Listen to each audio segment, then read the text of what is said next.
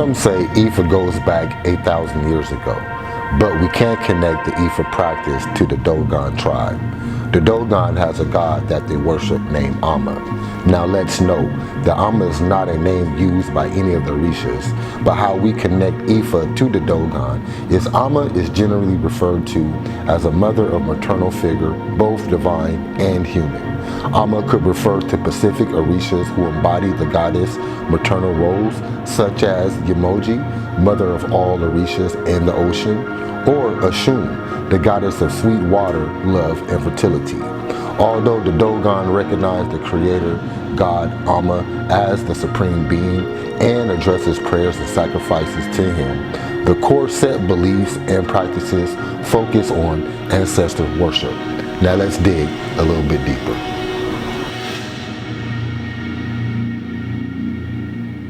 The vast tapestry of spiritual beliefs spanning across continents and millennia, the legacy of ancient Egyptian queens stands out, as does the omnipotent force of creation embodied by Amma. The legacy of ancient Egypt is often marked by the grandeur of its pyramids, the enigma of its hieroglyphs, and the majesty of its pharaohs. Yet a deeper delve reveals the profound spirituality that thrived in this ancient land, where powerful queens and the belief in creator deities were paramount. The notion of Amma, sometimes referred to as Amen, is particularly intriguing. While many are familiar with the name from the Egyptian context, few realize that a similar figure is central to the Dogon people's beliefs, a tribe from West Africa. In ancient Egypt, Amen or Amun was a deity of the sun and air. Over time, he merged with the sun god Ra to become Amun-Ra, a powerful creator god.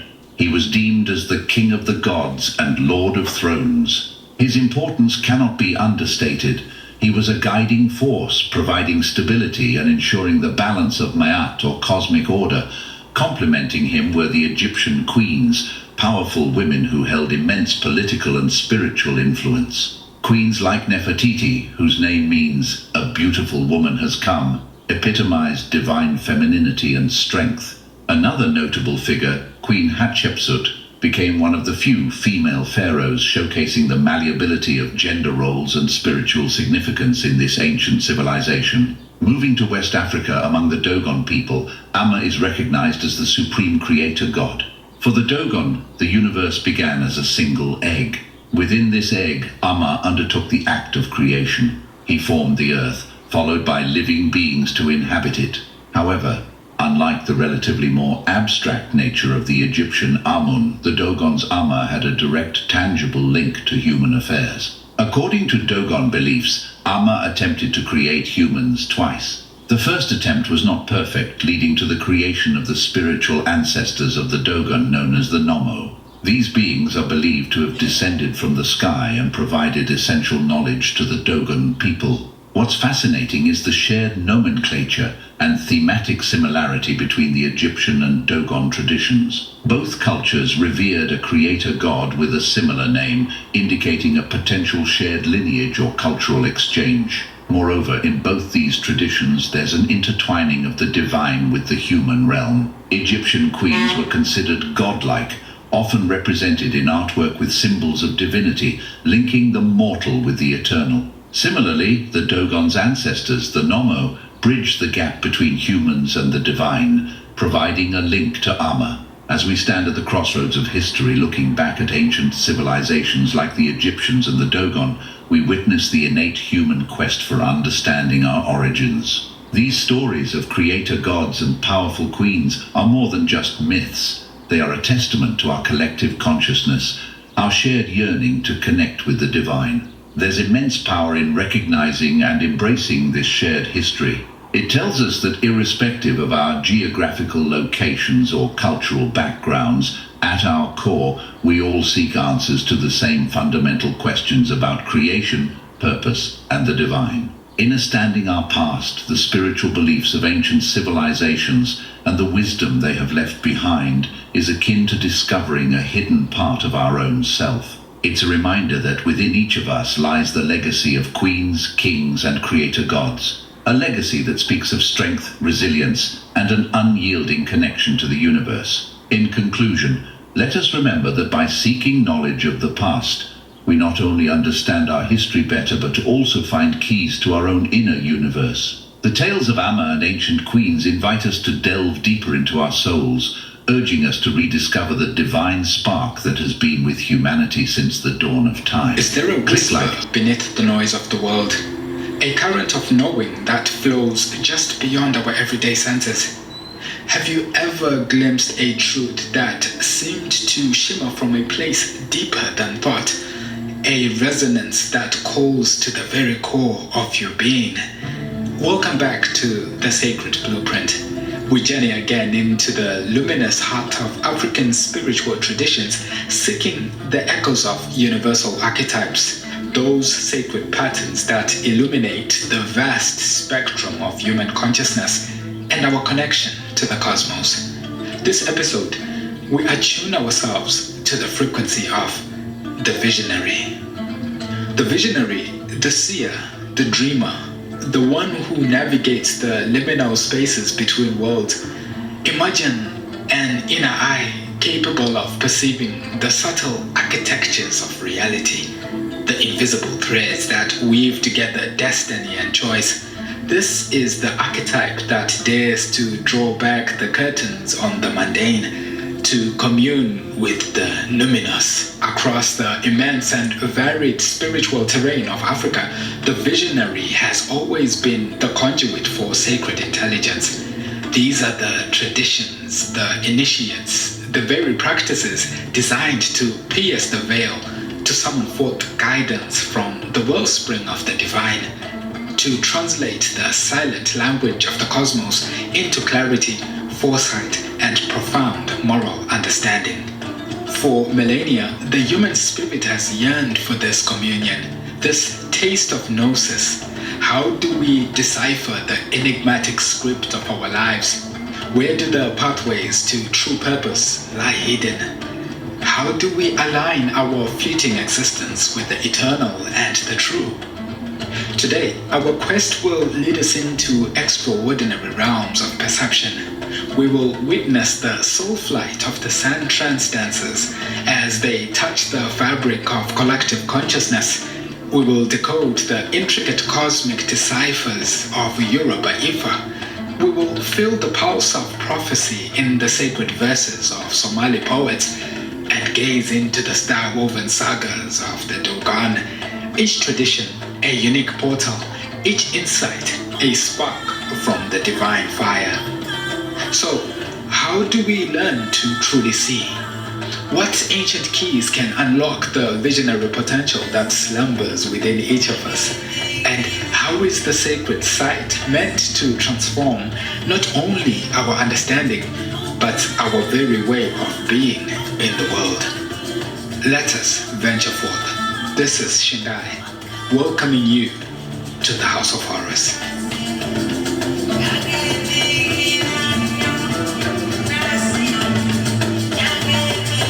Chapter 1. The Ecstatic Journey, Trance and Collective Vision, Sand People. Our first encounter with the visionary archetype takes us to the ancient, sun-drenched landscapes of Southern Africa, home to the Sand People, one of humanity's oldest continuous cultures. Here, the visionary journey unfolds not in silent meditation, but in the powerful communal rhythm of the trance dance. Imagine a night under the vast Kalahari sky, the air alive with the percussive clap of hands and the haunting cadences of medicine songs, sung with an unbroken lineage stretching back to the dawn of memory. These are the sacred sounds that weave the container for the healing dance, a ritual whose purpose extends far beyond mere physical remedy. For the San, this dance is a vital technology of consciousness, a way to mend rifts within individuals and dissolve conflicts that fray the communal fabric, restoring a profound sense of harmony. At the heart of this practice are the healers, both men and women, who, through hours of rhythmic, counter-rhythmic movement, often accompanied by the sharp intake of breath known as hyperventilation, begin to awaken a potent energy within. This energy, called Ngom by some San groups, is a life force, a spiritual potency that allows the healer to enter an altered state, to transcend the ordinary and touch the spirit world. In this ecstatic state, the shaman becomes a conduit. They feel the ngom rise within them, often described as an intense heat, and with focused intention, they channel this healing energy into those who are sick, or lay hands upon the community to draw out negativity and social ills. Sign accounts describe the shaman's soul journey during the dance, a flight into the earth, a climbing of invisible threads to reach what they call God's place, to contend with spirits, to retrieve lost souls, or even to capture a rain animal in times of drought. This is not a solitary vision quest. The trance dance is a deeply collective experience. The entire community participates, the women providing the unwavering rhythmic pulse that supports the dancers, the children absorbing the sacred atmosphere. It is through this shared ritual intensity that collective vision is forged, social bonds are reinforced, and spiritual solutions are found, essential for survival and cohesion in the challenging desert environment. And remarkably, these experiences, these journeys into the numinous, are not lost to time. They live on, etched and painted onto rock shelters across southern Africa. Vibrant, dynamic figures of dancers, therianthropes, part human, part animal beings representing trancing shamans, and intricate geometric patterns that scholars believe depict the very entoptic phenomena, the visual symphony seen by those deep in trance. These ancient canvases are a visual legacy, a timeless testament to the San people's profound ability to access visionary states for the healing and harmony of all.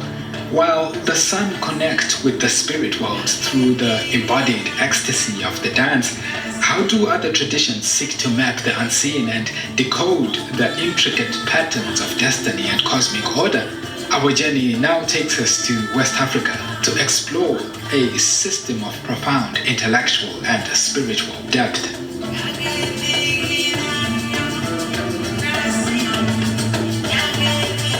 Chapter 2. The Divine Scribe, Divination and Cosmic Order, Yoruba People. In the cultural sphere of the Yoruba people, such intricate mapping of the unseen and the decoding of destiny's patterns finds profound expression. Their spiritual cosmology offers a sophisticated framework for understanding the forces that shape our lives. And here, the visionary archetype often manifests through the wisdom of Ifa and its dedicated practitioners, the Babalawo, or Father of Secrets. For the Yoruba, divine insight is not sought merely through spontaneous revelation, but through a meticulous, preserved, and deeply studied system of divination. Ifa. At the source of this wisdom is Orunmila, the Orisha or deity of knowledge, wisdom, and destiny itself. It is believed that Orunmila was present at creation and thus understands the complex interplay of energies and choices that weave the fabric of reality. The Babalawo undergoes years, often decades of rigorous training, memorizing and learning to interpret an immense body of sacred oral text known as the Odu Ifa. These are 256 principal Odu, each a vessel containing hundreds of essay or verses, poetic narratives, parables, proverbs, and prescriptions that hold the keys to understanding human experiences, cosmic principles, and the will of the Orisha.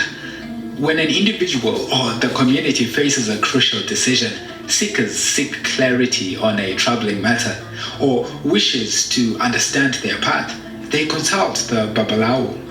Using sacred tools like the Opele chain or consecrated palm nuts, Ikin, the Babalawo casts Ifa. The resulting pattern reveals one of the 256 Odu, and from its depths, the diviner chants the relevant essay, offering profound insight, diagnosing the spiritual root of the issue, the prescribing the necessary ebo, or offering and actions to restore balance, avert misfortune, or align with one's destiny. This is not simply fortune telling, it is a deep spiritual diagnosis, a conversation with the cosmos mediated through Orunmila's wisdom. The Ifa system provides a comprehensive map of human potential and pitfalls, referencing Yoruba history, philosophy, ethics, and their understanding of universal laws. The visionary insight gained through Ifa is therefore profoundly practical, designed to guide concrete choices and actions, ensuring that individuals and the community live in harmony with themselves, with each other, and with the spiritual forces that govern existence. The Babalawo, as the divine scribe, translates this cosmic language into actionable wisdom, anchoring divine insight firmly in the soil of lived reality. Ifa reveals a universe where wisdom is meticulously encoded, accessed through disciplined learning and sacred interpretation. But what form does visionary guidance take when it emanates directly from the very spirit of the land itself? A powerful feminine force embodying both moral law and the continuity of life. We journey now to the tradition. Any race can be a practitioner of Ifa. Practitioner meaning a priest or priestess. Practitioners are known as Babalaos, which is a male, or Ayo, which is a female. And they act as intermediaries between the human realm and the divine, performing divination rituals and offerings for guidance. Now we will begin to look at the differences between the Ifa priest and the Levitical priesthood of the Book of Remembrance, commonly called the Old Testament. One of the big differences, a priest from the Book of Remembrance must come from the tribe of Levi, right? Which is a tribal bloodline from one of the 12 tribes of Israel. In Ifa practice, a priest can be a man or a female, and they can come from any nationality, right? Now, there are no women in the Levitical priesthood, and the Levites were given specific commandments on what, where, and how to prepare sacrifices and how to conduct them. And these practices were given to them by Yah. Now, let's note too as well that in Ifa practice, a priest or priestess can be fire starters. Now, in the Ifa or Orisha traditional practice, when Ifa is consulted in Adu, which is one of the 256 possibilities of the binary coded language of the universe, comes down verses of the Holy Adu. Now let's note, this Holy Adu is not the words of Yah. The Adu which appears are chanted by the Babalaos and his students, who are in attendance of this meet.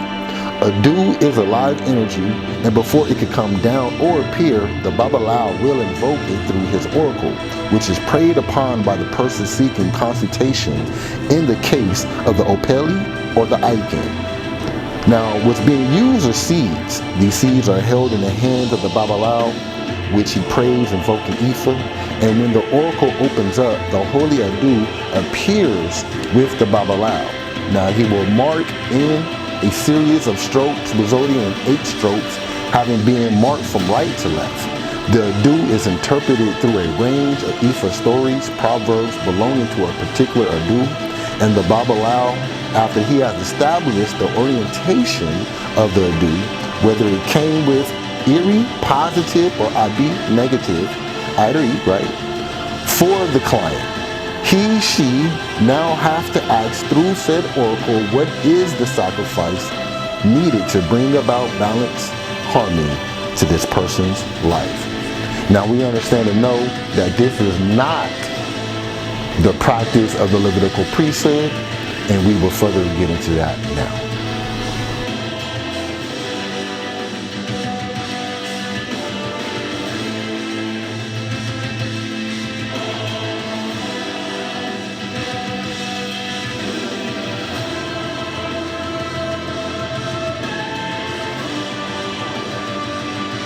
Chapter 1. The Burnt Offering. The Lord called to Moses and spoke to him from the tent of meeting. He said, "Speak to the Israelites and say to them, when anyone among you brings an offering to the Lord, bring as your offering an animal from either the herd or the flock. If the offering is a burnt offering from the herd, you are to offer a male without defect.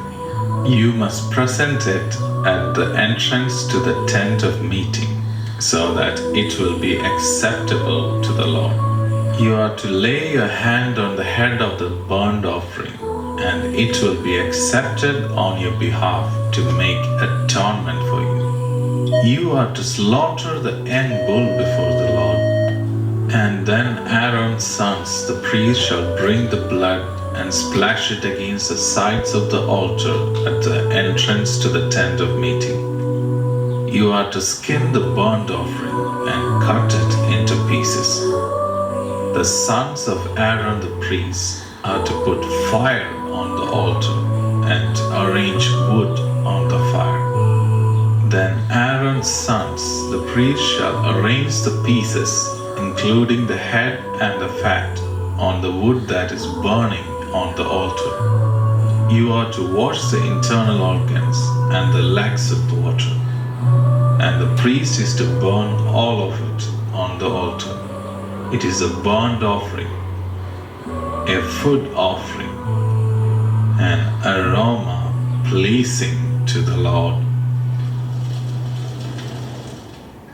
If the offering is a burnt offering from the flock, from either the sheep or the goats, you are to offer a male without defect.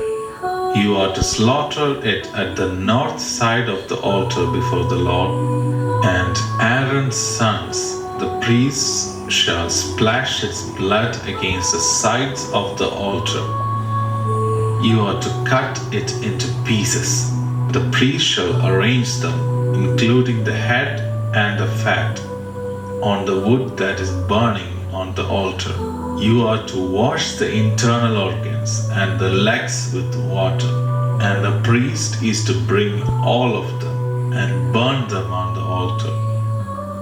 It is a burnt offering, a food offering, an aroma pleasing to the Lord. If the offering to the Lord is a burnt offering of birds, you are to offer a dove or a young pigeon. The priest shall bring it to the altar, wring off the head, and burn it on the altar. Its blood shall be drained out on the side of the altar. He is to remove the crop and the feathers and throw them down east of the altar where the ashes are. He shall tear it open by the wings, not dividing it completely, and then the priest shall burn it on the wood that is burning on the altar. It is a burnt offering, a food offering, an aroma pleasing to the Lord. Sacrifice of peace offerings, if he offers it from the heart, whether male or female, he shall offer it without defect before the Lord. He shall lay his hand on the head of his offering and kill it at the door of the tent of meeting. Aaron's sons, the priests, shall sprinkle the blood around on the altar. He shall offer of the sacrifice of peace offerings an offering made by fire to the Lord. The fat that covers the innards, and all the fat that is on the innards, and the 2 kidneys, and the fat that is on them, which is by the loins, and the cower on the liver, with the kidneys he shall take away. Aaron's sons shall burn it on the altar on the burnt offering, which is on the wood that is on the fire. It is an offering made by fire of a pleasant aroma to the Lord.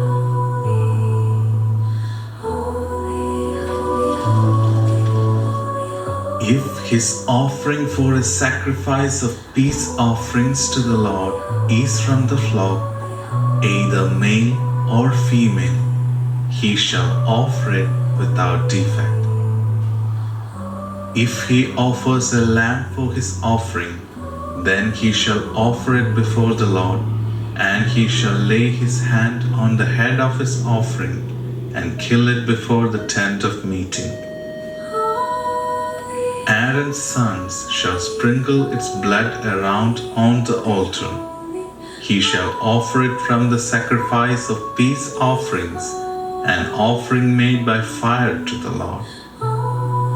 Its fat, the entire tail fat, he shall take away close to the backbone, and the fat that covers the entrails, and all the fat that is on the entrails, and the 2 kidneys.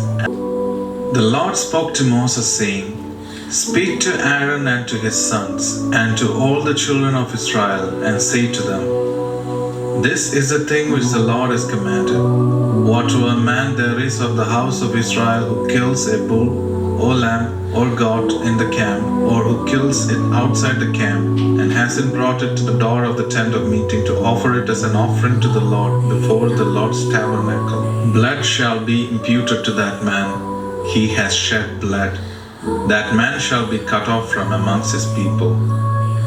This is to the end that the children of Israel may bring their sacrifices which they sacrifice in the open field, that they may bring them to the Lord, to the door of the tent of meeting, to the priest, and sacrifice them for sacrifices of peace offerings to the Lord. The priest shall sprinkle the blood on the Lord's altar at the door of the tent of meeting, and burn the fat for a pleasant aroma to the Lord. They shall no more sacrifice their sacrifices to the god idols, after which they play the prostitute. This shall be a statute forever to them throughout their generations. You shall say to them, Any man there is of the house of Israel, or of strangers who live as foreigners amongst them, who offers a burnt offering or sacrifice, and doesn't bring it to the door of the tent of meeting to sacrifice it to the Lord, that man shall be cut off from his people.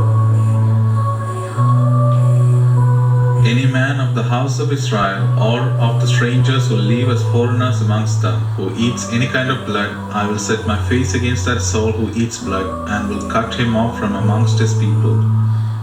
For the life of the flesh is in the blood. I have given it to you on the altar to make atonement for your souls. For it is the blood that makes atonement by reason of the life. Therefore I have said to the children of Israel, No person amongst you may eat blood, nor may any stranger who lives as a foreigner amongst you eat blood. Whatever man there is of the children of Israel, or of the strangers who live as foreigners amongst them, who takes in hunting any animal or bird that may be eaten, he shall pour out its blood and cover it with dust. For as to the life of all flesh, its blood is with its life. Therefore I said to the children of Israel, You shall not eat blood of any kind of flesh, for the life of all flesh is its blood. Whoever eats it shall be cut off.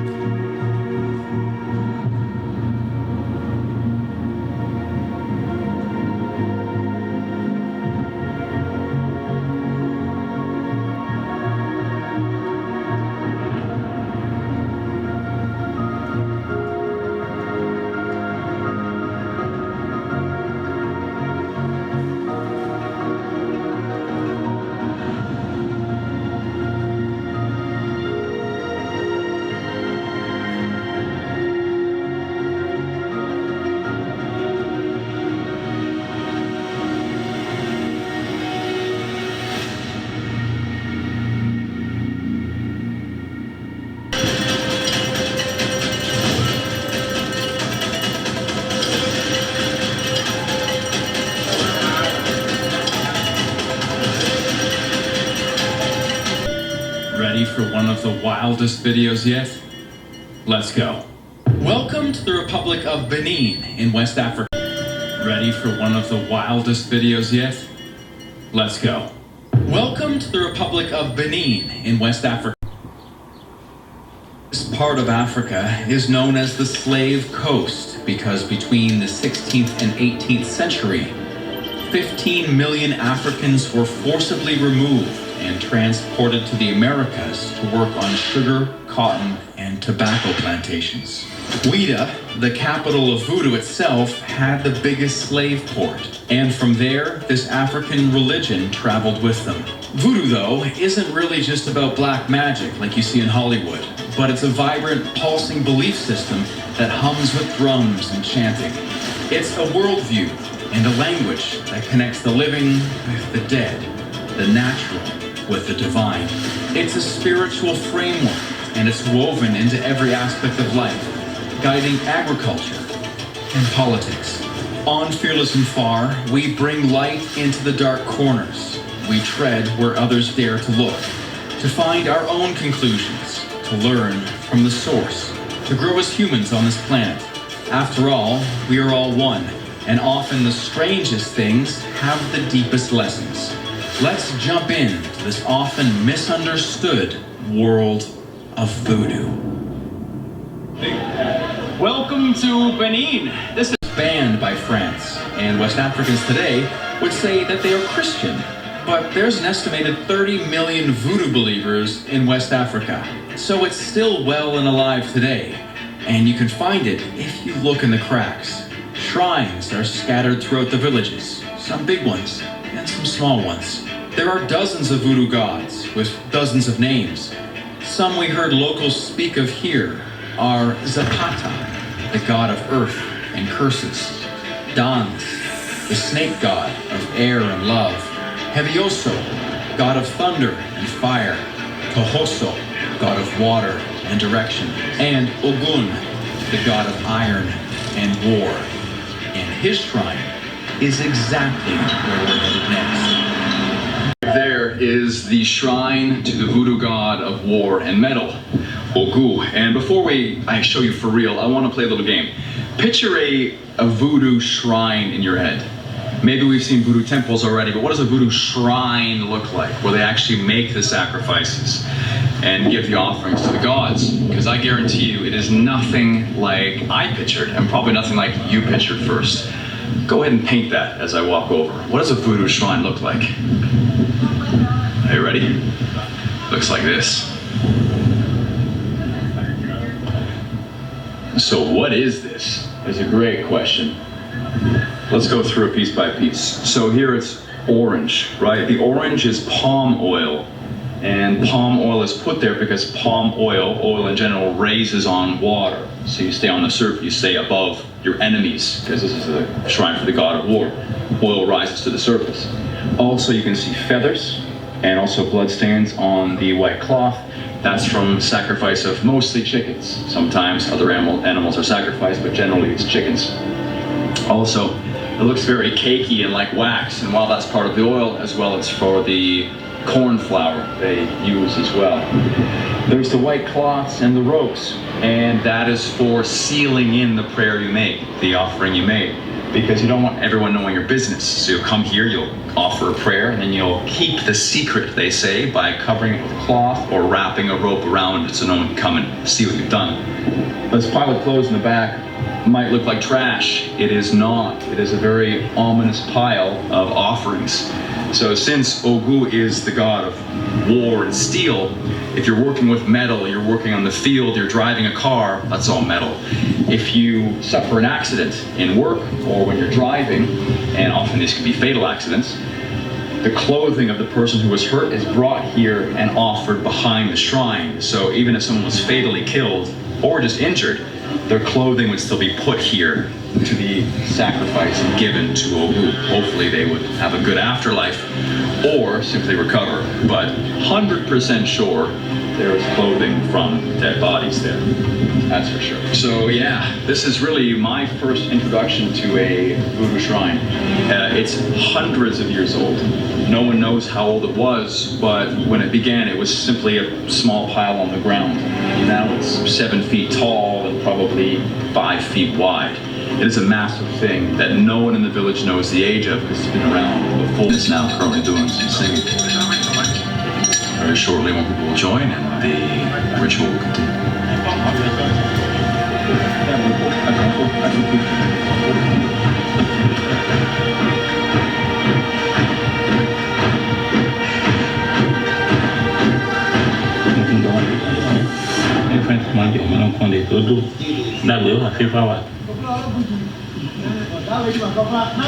Did it work?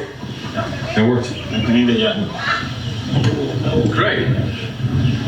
Oh, it's good to know it worked. C'est quoi, c'est une noix? Ça, ce sont des colas. Des colas qui ont été utilisés pour faire la prière. En fait, après avoir fait la prière, ces colas ont été fondus. Et là, maintenant, c'est jeté pour voir si les prières ont été acceptées. Et quand celles-ci ont été jetées, il y a deux faces ouvertes et deux faces ouvertes, deux faces fermées. Ça veut dire que c'est joué. Ça a été accepté. Ok. Si ce n'est pas accepté, il y a encore son interprétation. Et eux, ils vont vous dire, il faut faire des choses. En fait, ça permet de communiquer directement avec l'esprit. Ok. Ouais. Mais après cela, on prend, on mange. On mange. Pour rester en liaison avec eux. Right then, down the rabbit hole we go. C'est un champignon? Non, c'est un... C'est cola. Cola nut. Cola nut. Okay. But it's different. Or is it different? Le même? Non, c'est deux types différents. Okay, right. Ouais.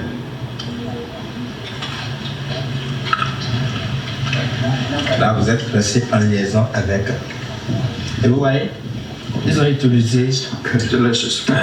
Ils ont utilisé l'huile rouge, l'huile de palme. Okay, prayer accepted. But we do have a loose end. Yes. Alors c'est le place ici. Oui, beaucoup de place. All right. I can hear the drums already.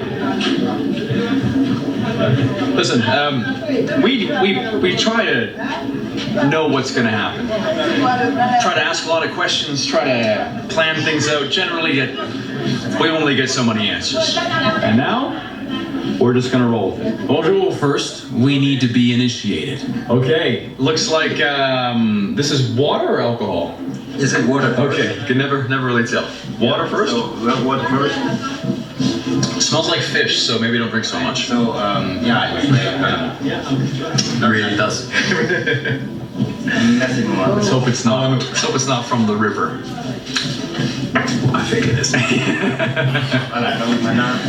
Give the people what they want. Oh yeah. Sexy marshmallow. Since Ben and I will be given a powerful blessing, we're given white robes to wear.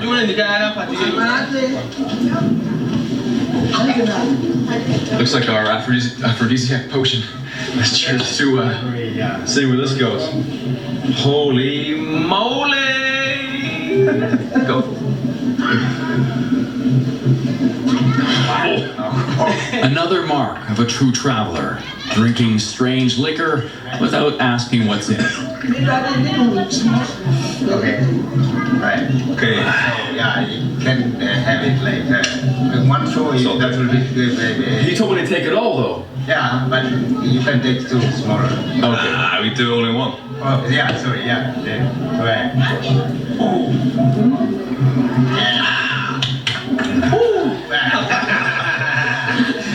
Oh. Feels like uni all over again. Then it's our guide Baile's turn. Okay, yeah, but I'm not like so strong.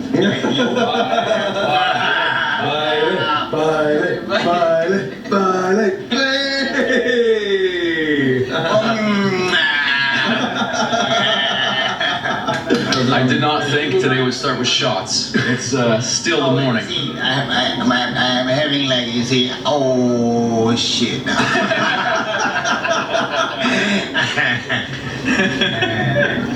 It's very strong. Good job we're not driving. Wow, that's right. We follow the sound of drums, which is a common thing to do on this channel.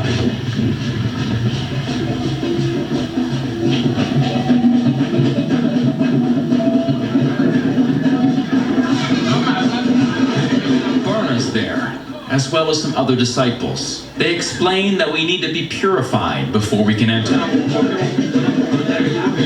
Non, il faut se purifier avant de rentrer dans le couvent. Donc c'est l'autre purification. On va juste prendre, se purifier avant de rentrer dans le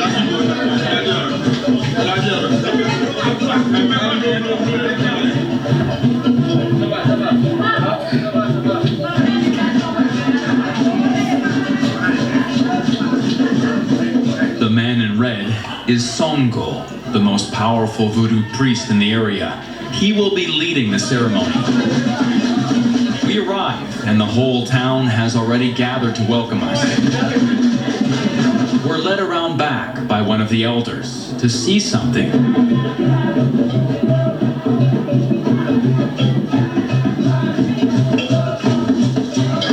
It's another shrine for Ogun, the god of war and metal. The disciples grab 2 chickens, the most common offering to the gods. I think you can imagine what happens next.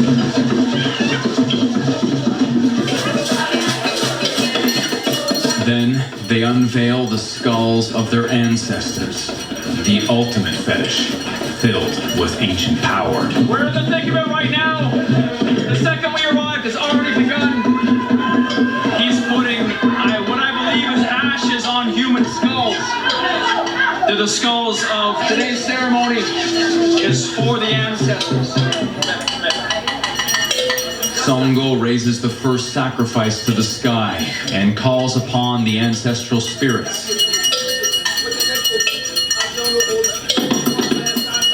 The disciples stay silent. The offering is about to begin.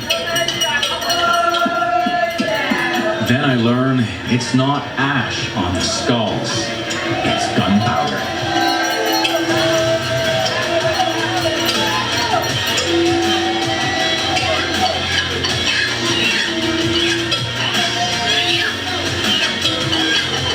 The chicken screams as if they know what's about to happen.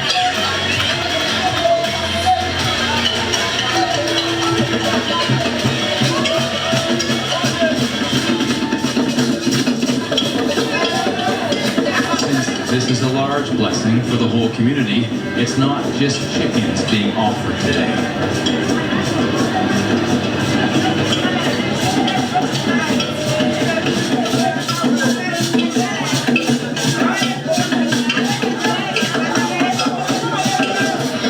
I wish I could show you everything, but unfortunately, I can't on YouTube. For the full uncut and uncensored versions of all my videos, check them out on Patreon.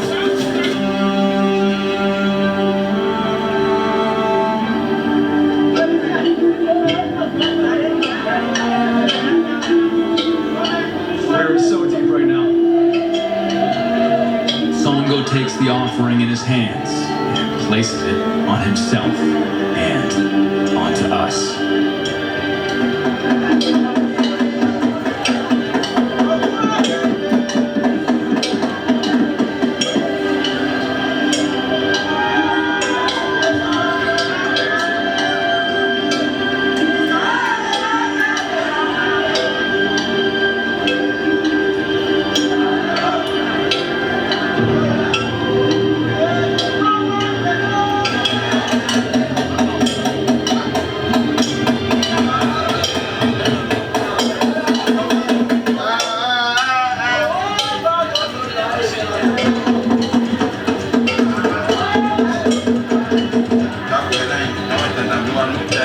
More of the offering is placed into a cup with gin. And it's consumed by the priest and his disciples.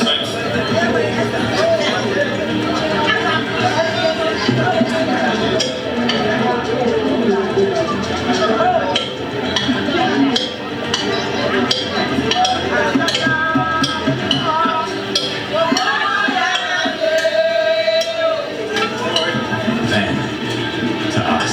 This is goat's blood and alcohol.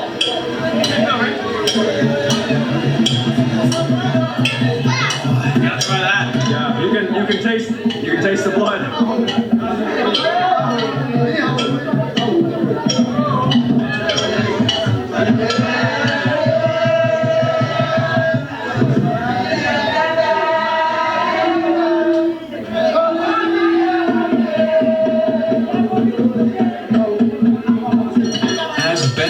Try to figure out what just happened.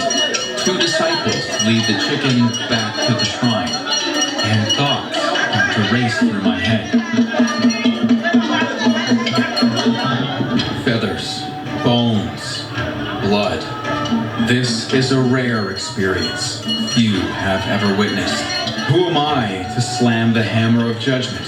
Who am I to throw shade at cultures that aren't my own? My journey is understanding. My path is truth. A judgmental mind is a closed mind, and a closed mind is not a traveler's mind.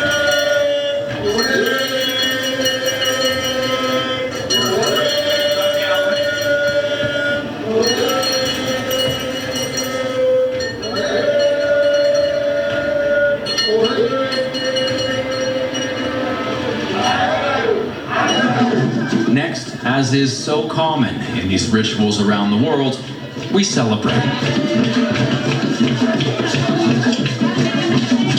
Craziest dance class I've ever been to.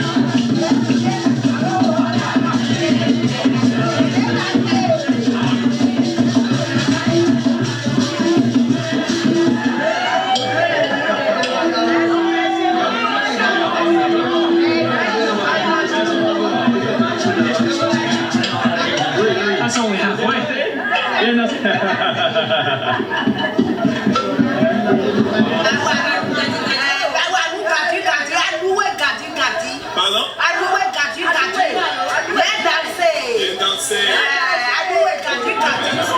were told to come, I don't know where we're going. The main offering has concluded. Now we are led to the back to offer our fetishes from the market to the gods. Boys and girls.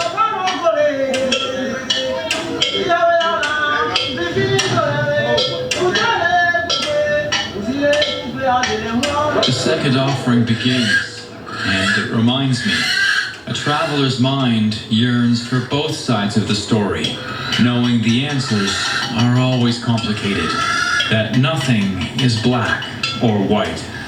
I don't expect all to understand, and I don't expect all to support, but the true travelers know there is wisdom in the dark cracks, where the uninitiated fear to look.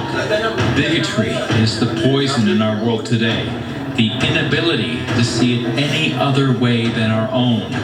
I might not always agree. I might not always participate, but I will always watch, listen, and learn. For that is the mind of a true traveler.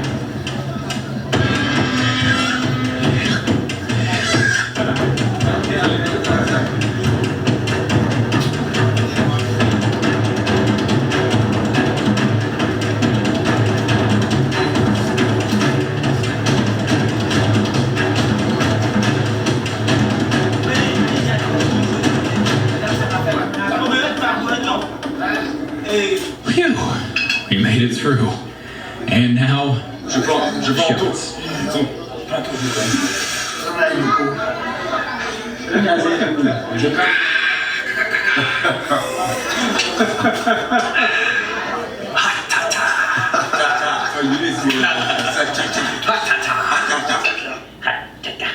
We miss you, Skeeter. C'est fort ça. Vous êtes fou. Facile. Rien. Rien te touche, hein? L'homme fort. L'homme fort. Oui, l'homme fort.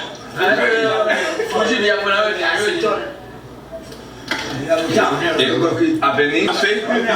Ouais. Ok. Bon appétit. L'homme fort. L'homme fort. Rien ne touche moi aussi. Ok, see.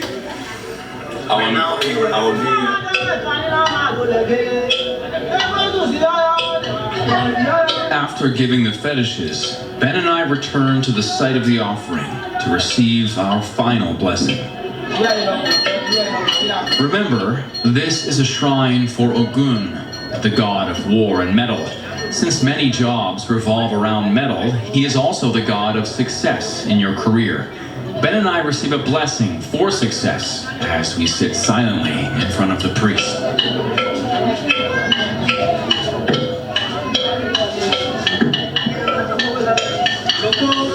Like at the previous shrine, we need to see if the blessing is received by tossing cola nuts on the ground.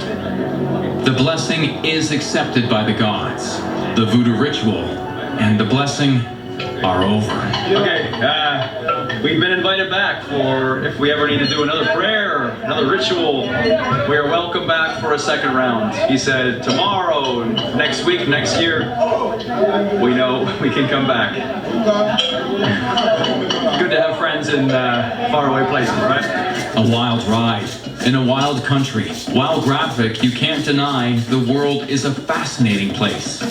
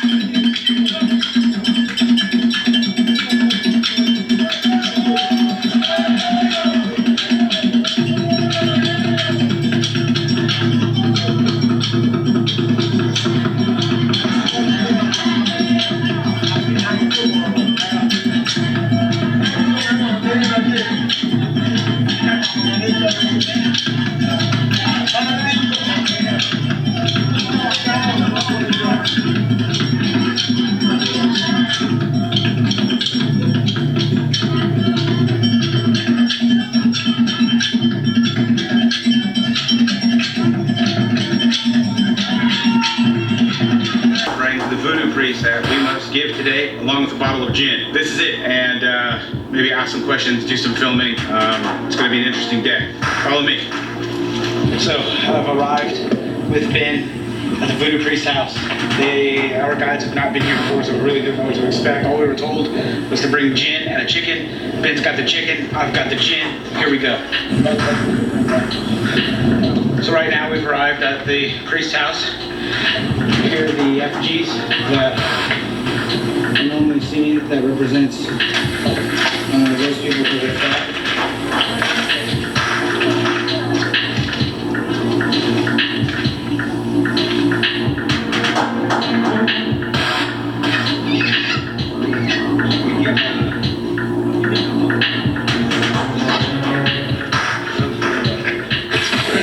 The priest is now preparing. Look at these pheasants. I don't know if you can see them, but the priest is now preparing a ceremony for us. We're waiting for him to come over so we can give him the gin. Ben has the chicken. He's just setting up now. This is something very special, something our guides have not even done, so it's very special for us. It's very special for them, I think. And we were told it's not a good idea to film up close as he's preparing, as it could ruin our spiritual karma. This is real voodoo. This is where voodoo came from. West Africa to the Caribbean to Haiti and eventually to where I'm from, New Orleans. And I'm very happy to be here. It's very interesting to be here. Told by our guides that the voodoo in the north is a lot stronger here in North Togo and in North Benin than in the south. You can certainly feel it. It's more rural here. It's a little sketchier. It's not a beach community any longer. We are now inland, 6 hours inland into the African continent from the Atlantic Ocean. This is not somewhere where Western tourists go. In fact, I asked earlier about some of the sites we were seeing, and we were told that even before COVID, it had been years since white Westerners had actually come to check things out. But maybe a handful of French foreigners, but that's about it. It's mostly African tourists or nobody at all. So it's a very strange place to be. Everyone's been very nice, but there is a little bit of an eeriness about it. There's always a lone goat walking across the road. Usually you see them in groups, or maybe a single pheasant walking away and looking back. I don't know, there's just a little weird eeriness to this place, but I absolutely enjoy it, love it. It's been a pleasure to be out here. So the heat is overwhelming, it's rough. Finally, there's a little bit of a breeze, which you can probably hear in the mic. I'm hoping the voodoo spirits are doing that for us, because it was pretty bad a while ago. But thank you for following me on this journey. If you like what I'm trying to do here, please consider liking, subscribing. All that stuff helps. I want people to see these videos, and when you do that, YouTube pushes it out there. Anyway, follow me along. Exit Strategy Podcast, Exit Strategy TV, and everything else. Yeah, I can't even think right now. Okay, we're gonna go do some voodoo now. Thank you. Where's the gin? That's the gin.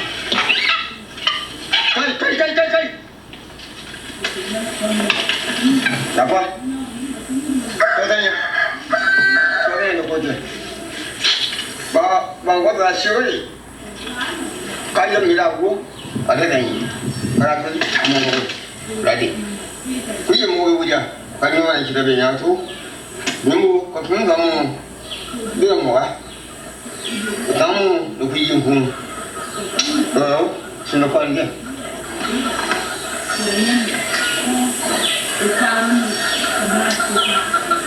Bodo, apa yang gimana? Cukup asal, sa. Wala, aku ini masih, dulu dipakai apa? Aku ini masih, apa pun pina. Aku ini masih, apa pun lo. Aku ini mau ikut je. Tuanya lu senang, bila lama je. Ulang kau bembe. Tak kau ni faham. Kota. Atau di bangku tu je. Apa dia mula kan? Kuya kan kami kita ni banyak apa kuya nanti dia mai. Apa tu? Kalau jangan tu. Tak boleh.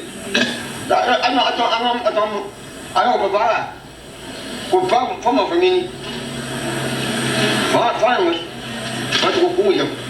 Macam orang di sana. Siko pai. Orang muku. Itu. Ta. Kota. Atau kota kabin aja nak kau pergi menyapi pada orang ini ni kah? Kalau kan orang ini dia pergi for apa ini juga. Kalau kan na, udah umur ya tak. Tak kau tu. Beruang dia betul. Kalau ni aja. Memang apa? Aku tak apa. Ini bukan tak kan. Jadi tak. Nanya, apa? Apa dia kebin tak?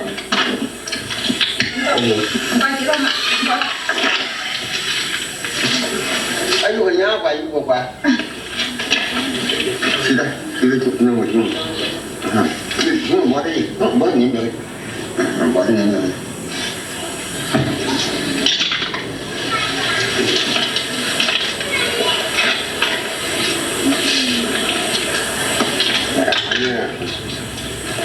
Apanya?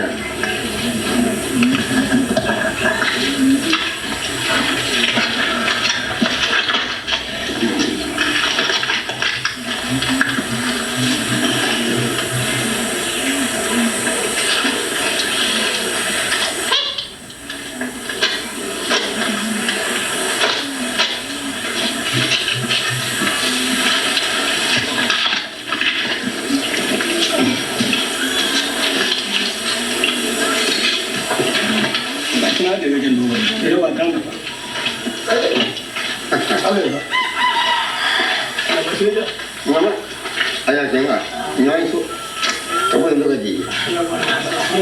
Nyok tahu ada. Tahu ada.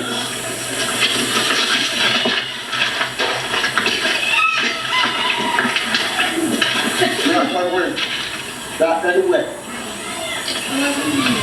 Dah buat. Ayo,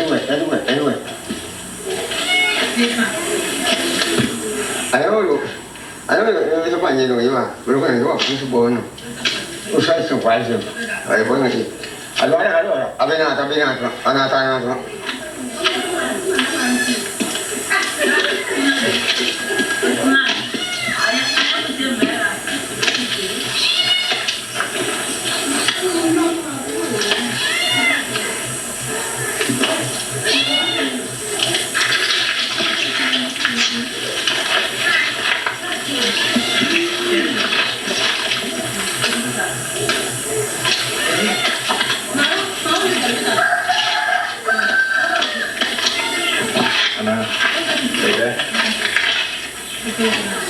Get you, and vice versa.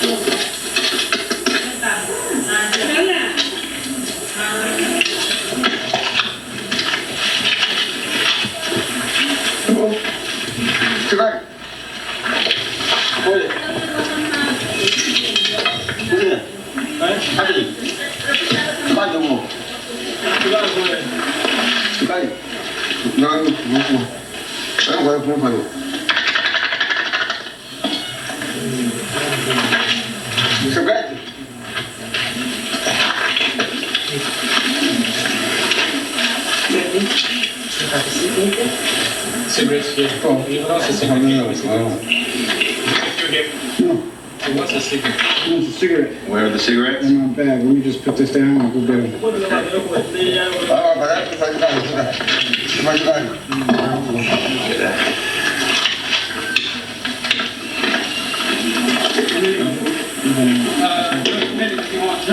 How many does he want?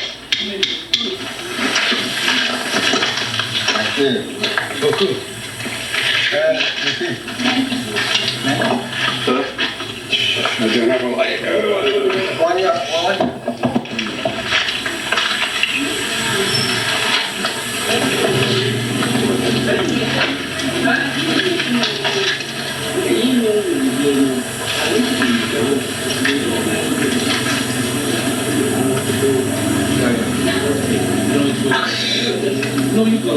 Boleh tuan ni.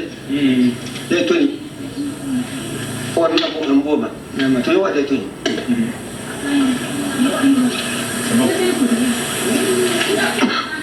Shit.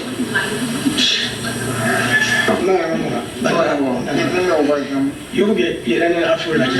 Dia dah buat orang nak biar kena. Apa nak buat ayah ayah. Okay. No, tak ada. Mana ni? Mereka ni pun.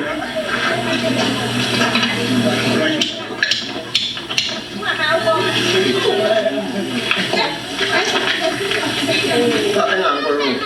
Bayar malam mungkin dia juga punya mau jalan esok.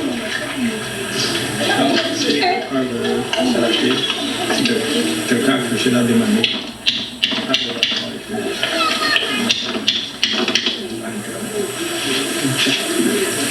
Ça sera autre chose.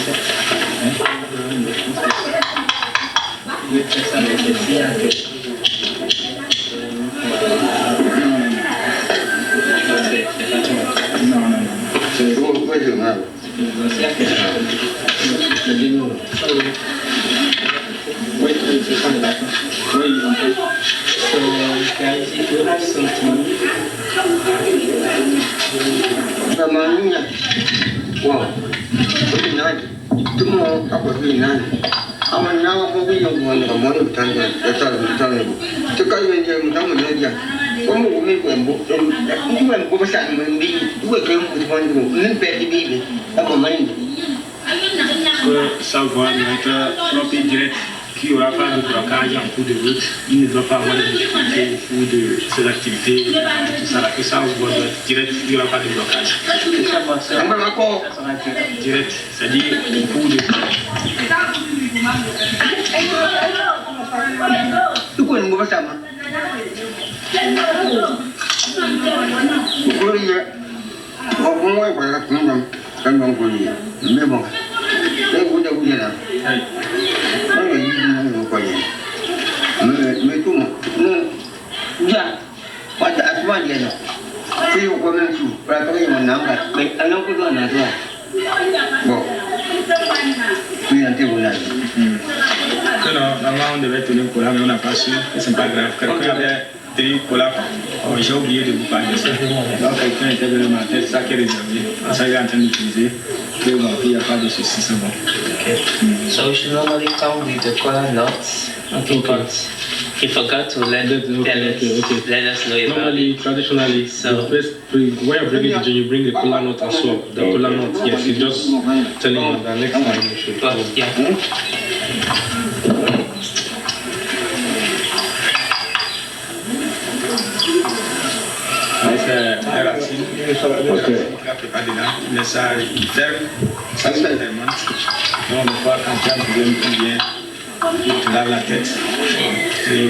So some leaves, you know, when talking about this type of work, leaves are very important. So because they play a specific role in nature, I mean, God has given the power to the nature and to the different trees and the leaves as well as the roots. So he used some leaves and roots that he put there after having done the different things that we do, put it there and leave it there. Depending on the type of plant you have, we'll come here and just take some and wash their head, rub their face.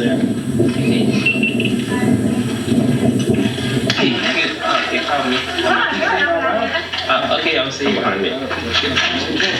How are you? Comment ça va? Ça va bien. Ça va bien? La santé de nous. Okay. La santé de nous. La santé de nous. Oh, good. I came to see you today because I'm curious what the future holds for me. What's going to happen with this venture, with us traveling the world? What's going to become of our travels? Was this a good decision? Was this a bad decision? What's in the future for me, please?